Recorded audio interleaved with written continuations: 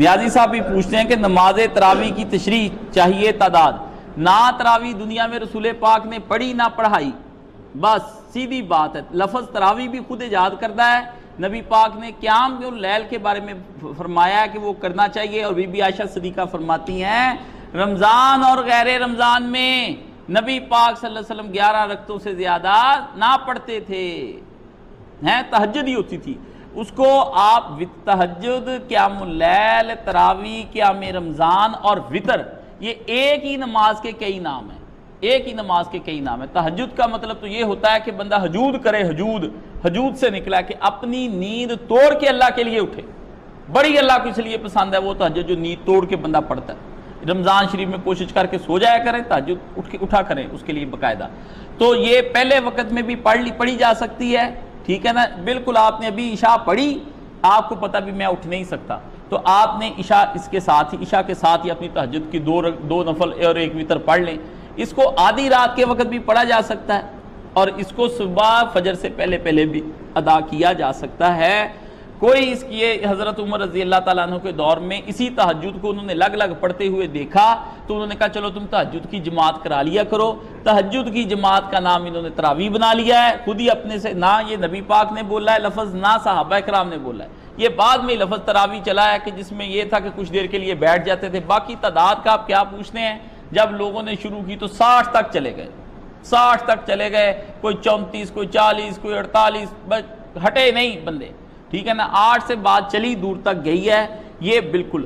باقی دو باتیں اس کے اندر سمجھ لیں۔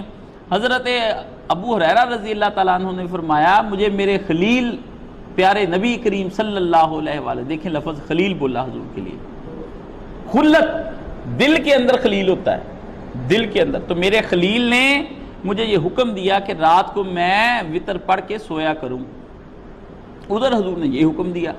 حضرت عبداللہ ابن عمر رضی اللہ تعالیٰ عنہ نے خواب دیکھا، وہ حضور پاک کو سنایا، آپ نے فرمایا عبداللہ بن عمر کیا ہی اچھا ہوتا کہ تو تہجد کے وقت اٹھا کرتا، ادھر حضور نے یہ فرمایا۔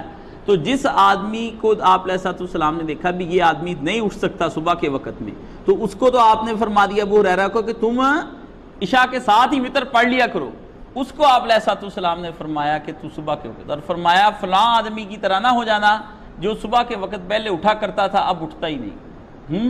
اور بھائی جان تہجد کی فکر کیا کریں، 40 سے اوپر عمر ہو جائے تو ویسے ہی ختم ہو جاتی کہانی، پھر تو تہجد چھوڑنی نہیں چاہیے، یہ تو ایسے ہی آوارہ عمر ہے۔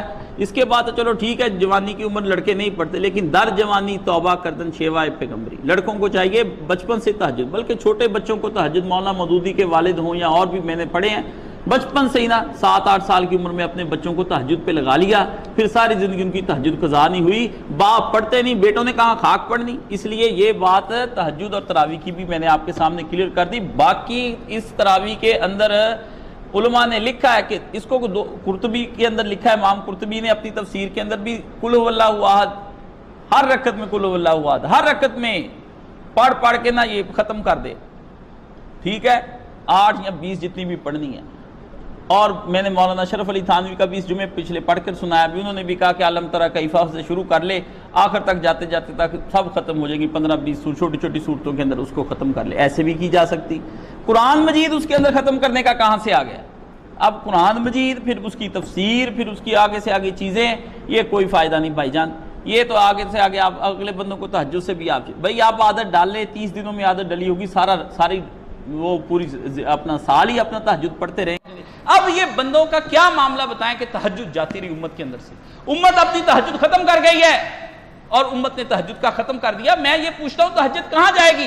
آپ تراویحوں کے اندر وقت گزارتے ہیں، سارا کچھ کرتے ہیں۔ یہ غلام رسول سعیدی نے اس کے اندر غیر مقلدین اس سے لکھا، اس نے کہا ٹھیک ہے، ہمیں ہر وقت آپ یہ کہتے رہتے ہیں کہ آپ یہ جناب بالکل اس اور قسم کی یہ اہل حدیث جو ہے آپ بدعت کرتے ہیں۔ اس نے کہا میں بدعت اور مخالفت سنتے، نبی کہتے ہیں 20 رکعتوں کو، کہتا میں ان سے پوچھتا ہوں ہم کے غیر مقلدین حضرات جو ہر رمضان اور رمضان کی ہر شب میں تراویح جماعت کے ساتھ پڑھتے ہیں اور اس میں ختم قرآن کا التزام کرتے ہیں، اس میں کون سی صحیح مرفوع متصل حدیث ہے؟